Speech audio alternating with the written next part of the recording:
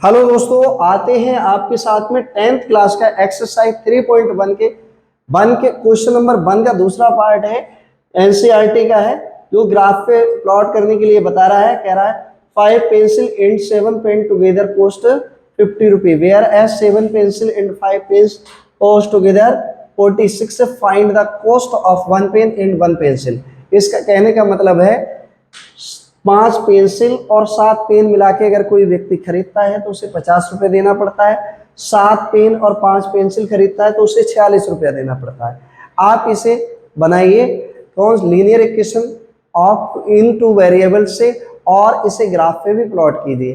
तो हमने मान लिया let the CP of pen, let the CP of pencil, pencil is be x and pen is v y and cp of pen is v y। Pencil की कीमत x मान लिया, pen की कीमत y मान ली।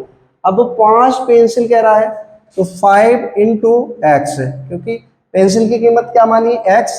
7 पेन कह रहा है प्लस दोनों को लगा के 7 इंटू y बराबर कितने का है 50 रुपए का, तो 50। इसका मीन्स 5x प्लस 7y बराबर क्या आया 50। आपका इक्वेशन 1 बन गया। क्या बन गया? इक्वेशन 1। अगेन दूसरा इक्वेशन बनाओगे तो वो कह रहा 7 पेंसिल यानी 7 इंटू एक्स, क्योंकि आपने पेंसिल की कीमत x मानी है, और 5 पेन प्लस लगाओगे दोनों मिला के 5 इंटू y बराबर 46। Equation number 2। अच्छा, अब इसको हम क्या करते हैं, सॉल्व कर लेते हैं। सबसे पहले करेंगे पुट x बराबर 3 इन इक्वेशन फर्स्ट। क्यों?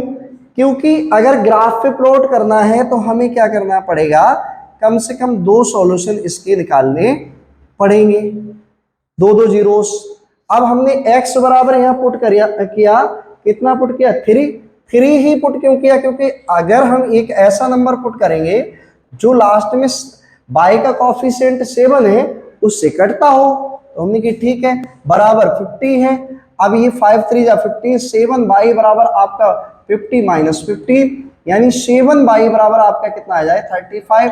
और ये 7 से बड़े आराम से कट रहा है। y की वैल्यू कितनी आई 5, x की वैल्यू आपने 3 रखी और y की वैल्यू 5।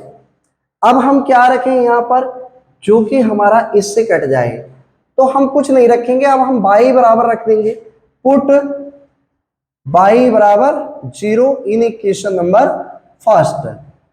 y बराबर अगर हम 0 रखेंगे समीकरण 1 में, तो हमारा समीकरण 1 है क्या 5x प्लस 7y बराबर 50 यानी 50। तो x प्लस 7 इंटू 0 बराबर 50।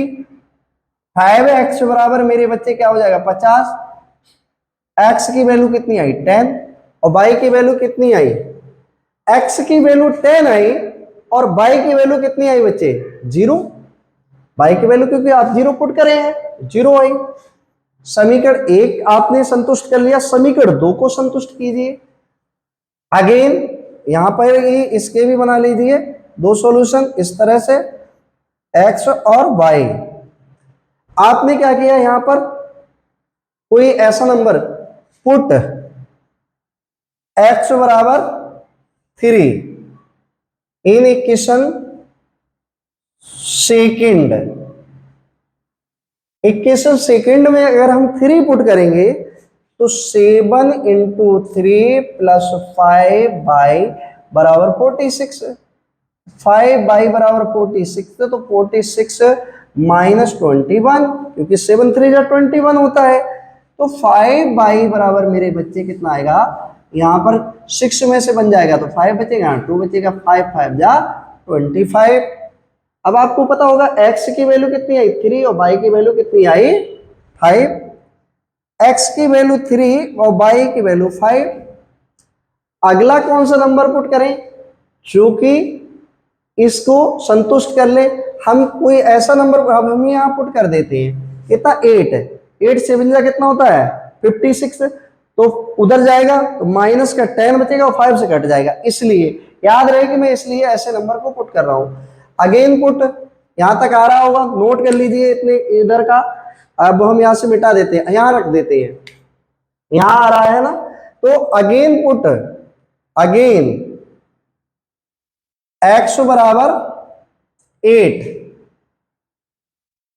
यानी पुट कर दिया इसे, x बराबर 8 in equation second, in equation second में, सेकेंड इक्वेशन में हमने पुट कर दिया x बराबर 8। हमारा सेकेंड इक्वेशन क्या कह रहा है, 7x प्लस 5y बराबर 46, 7 इंटू 8 प्लस 5y बराबर 46, 5y बराबर 46 माइनस 56, 5y बराबर कितना हो जाएगा, माइनस का 10, 5 टू जा 10, y बराबर हमारा कितना आ जाएगा, माइनस का 2। अब भाई हमने x की वैल्यू क्या रखी है, यहां पर 8 रखी है, और y की वैल्यू हमारी क्या निकल के आई, माइनस का 2। ठीक है, इतनी चीज अभी तक आपके समझ में आ गई होगी। अब हम ग्राफ की तरफ चलते हैं, अब हम बनाते हैं ग्राफ। ठीक है, ग्राफ जब हम बनाएंगे तो ग्राफ को हॉरिजॉन्टल वर्टिकल दो लाइन खींचेंगे, और आपको हमने इसके क्वाड्रेंट बताए दिए थे, क्वाड्रेंट किस प्रकार के होते हैं। लेकिन इससे पहले एक काम आपको करना है, सबसे पहले जाके लाइक कर दीजिए। लाइक क्यों भूल गए हैं आप, लाइक नहीं भूलना है, लाइक शेयर सब्सक्राइब करते रहिए, तभी आगे बढ़ेगा काम। देखिए आपने क्या काम किया, इस तरह से यूं और एक यूं ले लिया मेरे बच्चे, ये आपका 0 होता है, ये 1, ये 2, ये 3, ये 4, 5, ये एक्स एक्सिस होता है, और आगे बढ़ जाइए 5, 6, 7, 8, 9 और 10, क्योंकि 10 का कोई कोऑर्डिनेट आ रहा है इसलिए इसे 10 तक खींचा। 1, 2, 3, 4, 5, 6, 7। आपको ये पता होगा ये एक्स एक्सिस है और ये वाई एक्सिस है। यहाँ -1, -2, -3, -4, -1, -2, -3, -4, -5, इस तरह से। अब पहले x की वैल्यू, x के कोड पहले वाले के देख लीजिए, x की वैल्यू क्या निकाली थी आपने, y बराबर ये है 3 और y की वैल्यू 5। तो भाई x की वैल्यू 3 ये रही, y की वैल्यू 5 ये रही। यहां से आप चले जाइए यहां पर, कहां जाके रुकेंगे, यहां। तो ये 3 और 5 यहां प्लॉट कर दिया। दूसरा x की वैल्यू 10 है, y की वैल्यू 0 है, तो ये आएगी यहां 10 और 0। अब आप क्या करेंगे, x की वैल्यू 3 और y की वैल्यू 5, तो यहां कुछ करना ही नहीं, यही वाला पॉइंट हो जाएगा। दूसरा कह रहा है x की वैल्यू 8 और y की वैल्यू -2, 8 और -2 यहां आएगा, क्योंकि -2 ये है, तो 8 और -2।